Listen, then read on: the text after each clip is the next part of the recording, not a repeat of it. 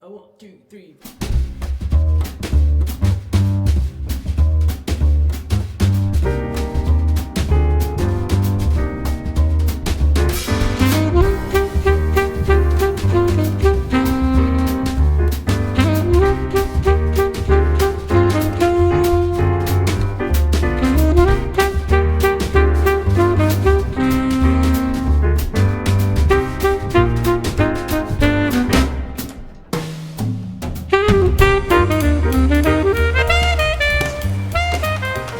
Hi Editor, today we'll be reading Herman and Rosie.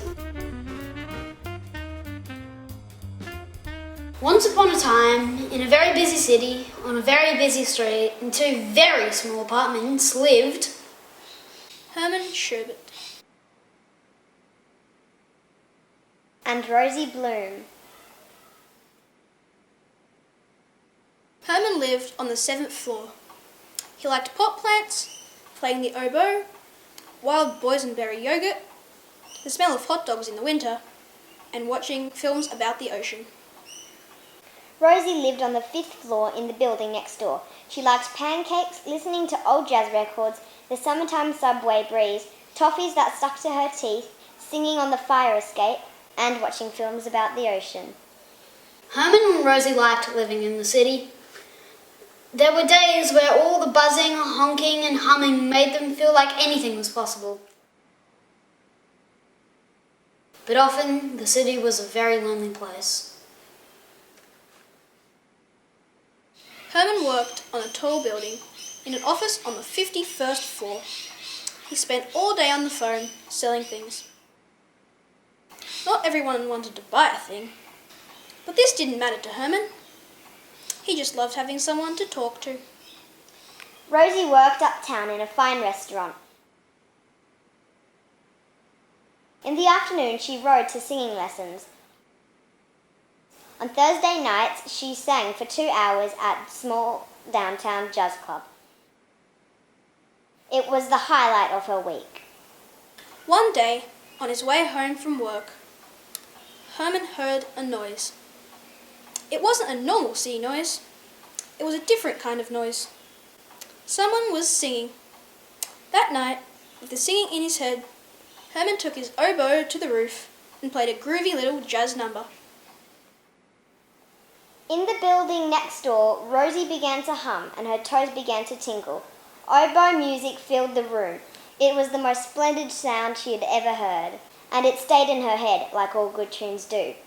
She hummed it as often as she could so it didn't fade away. For days it seemed like the music was following them.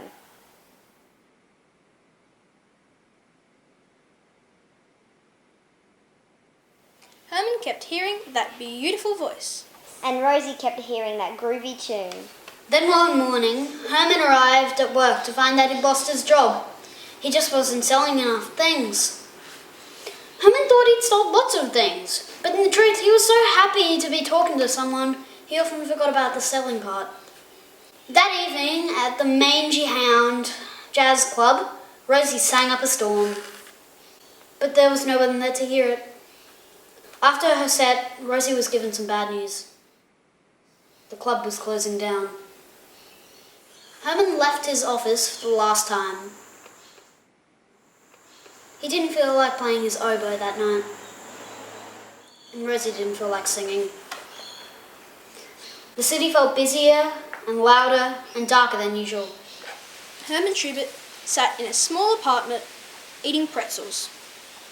To cheer himself up, he decided to watch his entire Jacques Cousteau underwater film collection. Packed away neatly under the bed sat Herman's oboe. Rosie Bloom stood in the kitchen of her small apartment making pancakes. Lots of pancakes. Way more than she could ever possibly eat. This didn't make her feel any better, so she sat down and watched the entire Jacques Cousteau underwater film collection. Days and nights and weeks inched by. Rosie lost her voice to the sounds of the city, and Herman lost the urge to play his oboe. The city kept on moving, but everything had fallen out of tune.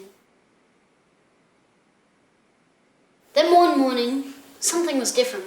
Rosie woke suddenly. She needed toffee that stuck to her teeth. Herman woke suddenly. He had a craving for wild boysenberry yogurt. It was such a beautiful day outside that Herman soon forgot about the yogurt and Rosie forgot her toffee. Instead, they walked and walked and walked. and walked.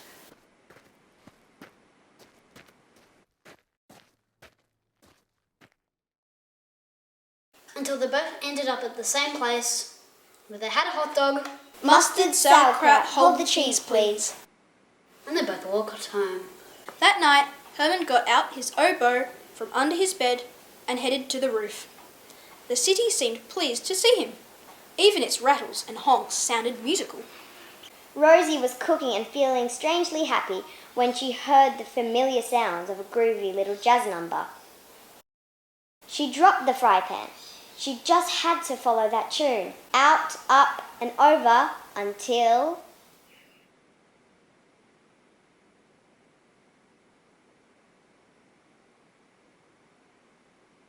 Once upon a time, in a very busy city, on a very busy street, on top of a very tall building, Rosie found Herman.